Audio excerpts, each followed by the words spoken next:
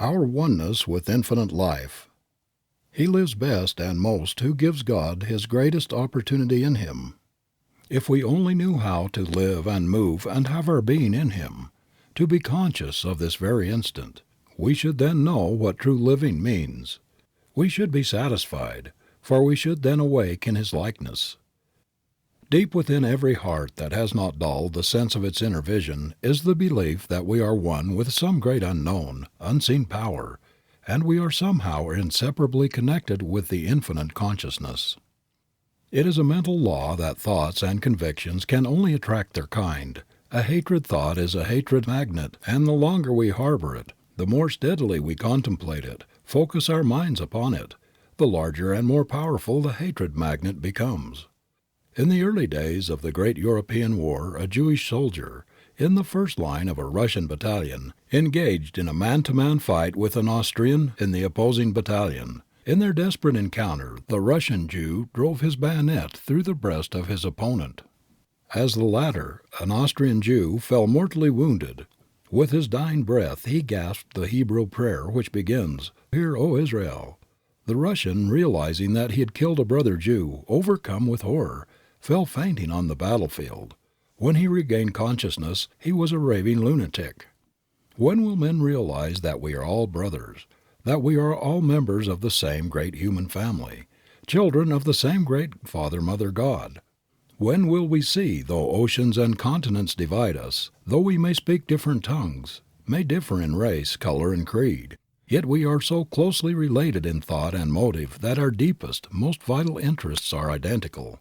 Time and again, despite all outward differences, has that invisible bond of union which binds mankind to one great family manifested itself even on the battlefield. There men who have sabered or shot at and wounded each other have become fast friends and learned to feel their brotherhood.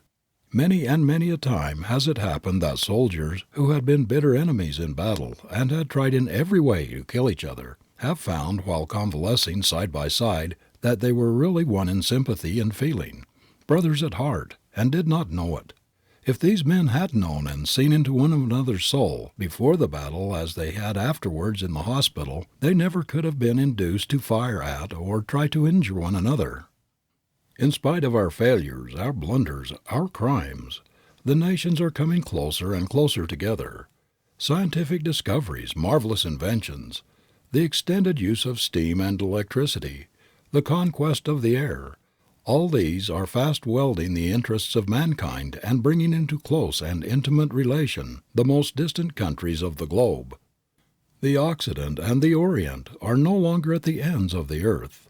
They are beginning to know and to respect each other and to learn each from the other. They are beginning to realize in its largest sense the truth of Kipling's utterance. There is neither east nor west, border nor breed nor birth, when two strong men stand face to face, though they come from the ends of the earth. Scientists are piling up proof after proof of the unity, not only of mankind, but of everything in the universe, the oneness of all life.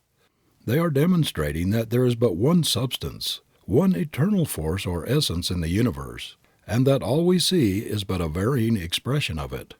Everything about us is merely a modification, a change of form of its universal substance, just as electricity is manifestation of force in various forms, in its unchained power in rendering giant trees and destroying huge buildings, and as harnessed by man in moving trains, in lighting homes, in furnishing heat for cooking, and in many other domestic and industrial devices.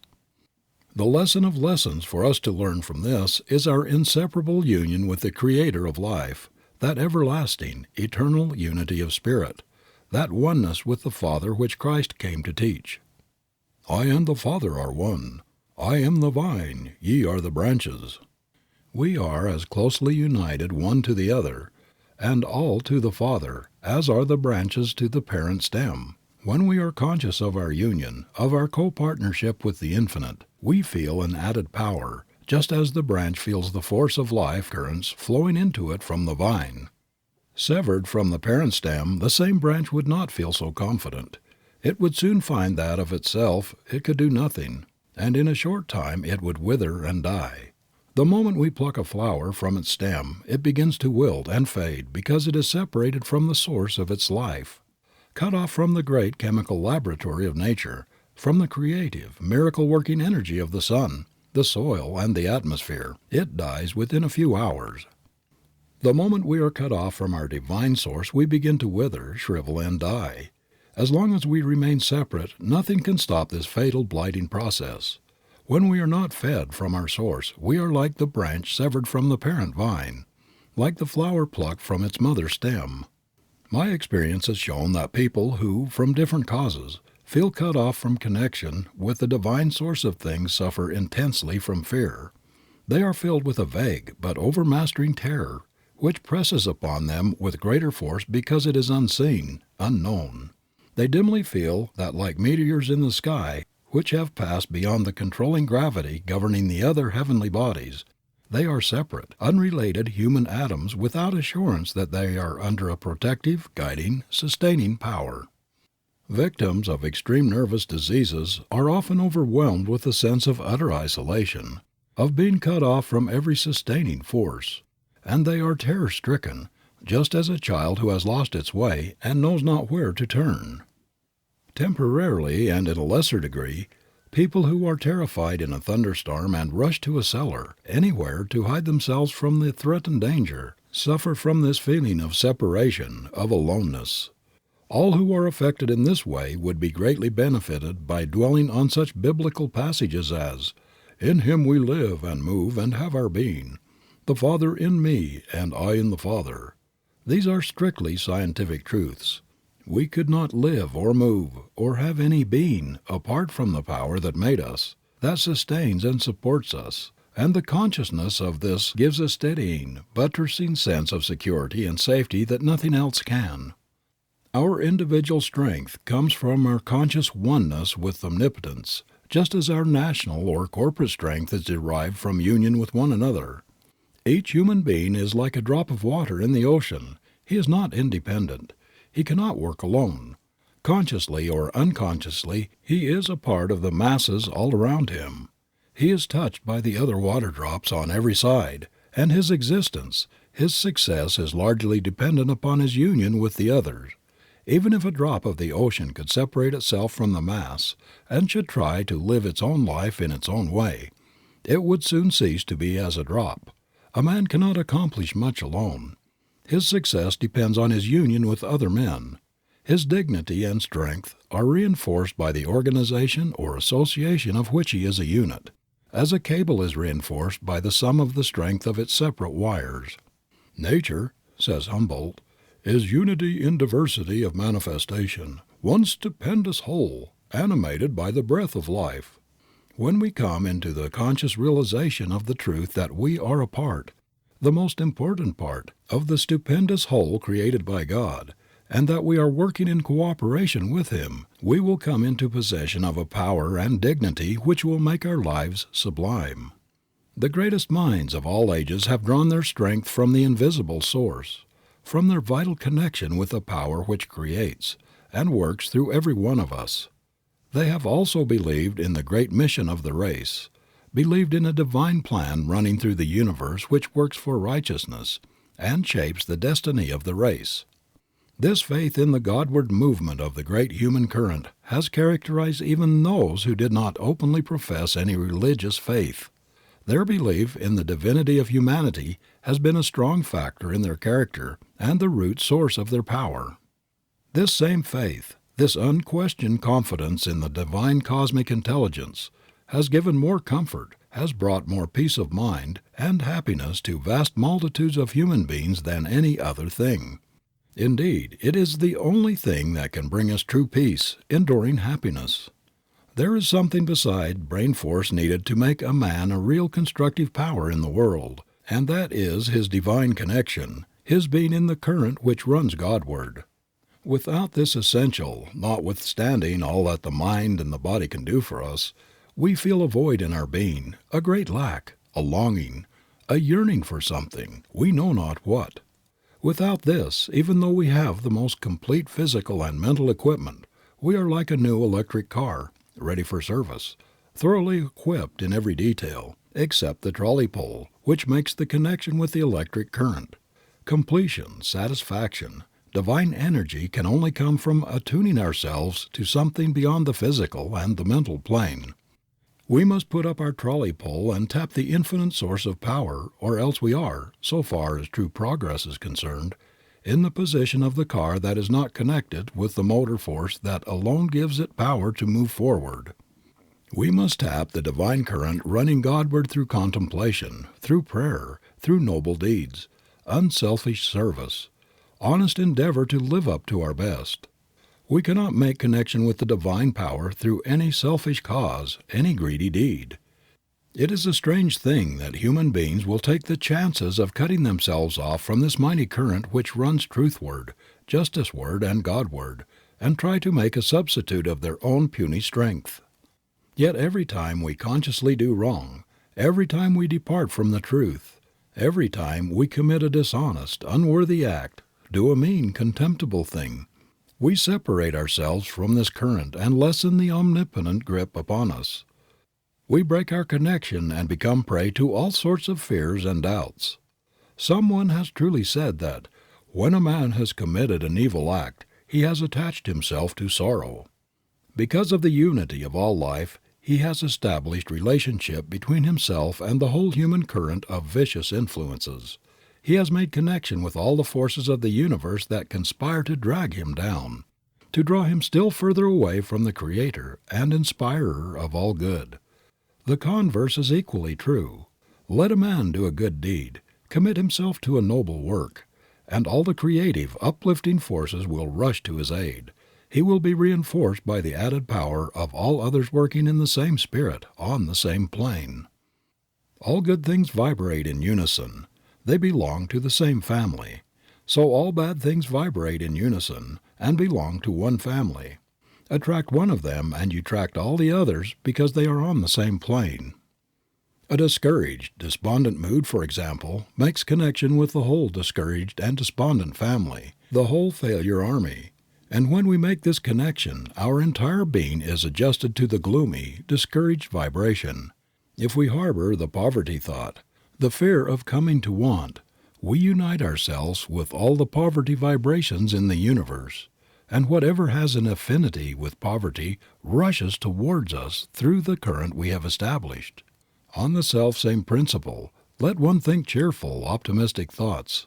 Let him make connections with the current of opulence, of the generous, overflowing abundant supply of the Creator, and he allies himself with all the healthful, productive, creative forces in existence. At one time it was thought that we could get no knowledge or impressions excepting through the five senses, but we know now that there are many other avenues by which we communicate with one another. There is a mental, a spiritual communication which is more intimate, more real than any we can make by physical contact or expression. We can sit beside those who are in sympathy with us for hours without touching them, without a word being spoken, without a look, and yet enjoy the sweetest and most delightful converse. We are conscious that our minds are intercommunicating in a deeper, more subtle, satisfying manner than is possible by means of physical contact or through the senses. In fact, there are many occasions in life so sacred that we feel mere words would profane, distress, disturb, rather than help or comfort. We are aware that they are too coarse to convey the finest sentiments, that they are too bungling, too awkward to carry the expressions of sympathy, of love back and forth from soul to soul that are in tune with each other. The message of love teaches that the love of life is a single heart beating through God and you and me. One life runs through all creation's veins. The mind sees beauties which the physical eye never beholds. The mental ear hears harmonies, melodies which the auditory nerve is too gross to perceive. The soul, through its closer union with God, receives perceptions which even the mind cannot comprehend. By means of this divine connection through the great within of ourselves, we can accumulate power that will revolutionize our lives. Right here in our own being we can loose streams of energy infinitely more potent than any physical power. We know that the great cosmic ether everywhere about us is filled with divine vibrations, charged with spiritual force, and omniscient intelligence which are always awaiting to flood our minds when we make the right connections and are ready to receive them. This cosmic ether or universal substance is the source of all supply, as well as that of that divine power, which most people shut out of their lives because they do not know how to unite themselves with it. They resolutely shut their minds to the divine inflow by refusing to believe in anything that is not demonstrable through the senses. Most of us are very skeptical of the reality of the unseen. We are doubting Thomases, who can be convinced only by the material, by that which we can see or feel. If children could only be trained in a different atmosphere, if they could be made at the start to reach out mentally into the unseen realities and utilize them for their own purposes, just as we mold and fashion material things, there would be comparatively few failures in life. It was intended that man should live in perpetual contact with the power that created him, that would keep him in tune with all that is healthful and good and pure and true. But unfortunately, we are constantly losing our connection and thus making ourselves impotent, weak, when we could be potent, strong, creative. To live in wireless communication with the divine current that runs through all creation is to be in touch with divinity indeed, is to be divinely successful. No power outside of ourselves can cut us off from communication with this current. Even the worst criminals, those who have been cut off from human society, may still be one with their source if they choose. The Creator has not cut them off, has not discarded them. They have broken the connection themselves. The Creator would not blast with a thunderbolt, would not crush with His wrath the most profane wretch that ever lived, even though He should curse him for creating him. The great love of the Father would still sustain him, keep him alive, feed him, permit the same beautiful sun to shine upon him as upon the greatest saint. All the blessings of nature would still be there for his enjoyment, would be given as freely to him as to the most devoted worshiper. If we could only grasp this superb truth, our oneness with the great creative principle of the universe, it would transform the race. It would banish fear. It would bring peace and harmony into our lives. It would give us a sense of security and satisfaction and happiness such as we never knew before. Until we realize our unity with God and one another, we can never grow to our full stature. We can never utilize the manifold powers at our command. Nor shall we ever reach that glorified manhood which matches the Creator's pattern of the possible man until it is ingrained into every child's nature that he was not only created by his Father-Mother God, but that he is forever after vitally connected with Him, that he is nearer to Him than his own hands and feet, closer than his own heartbeat. This oneness of the child with his Maker is the principle which must ultimately mold the race into perfect beings.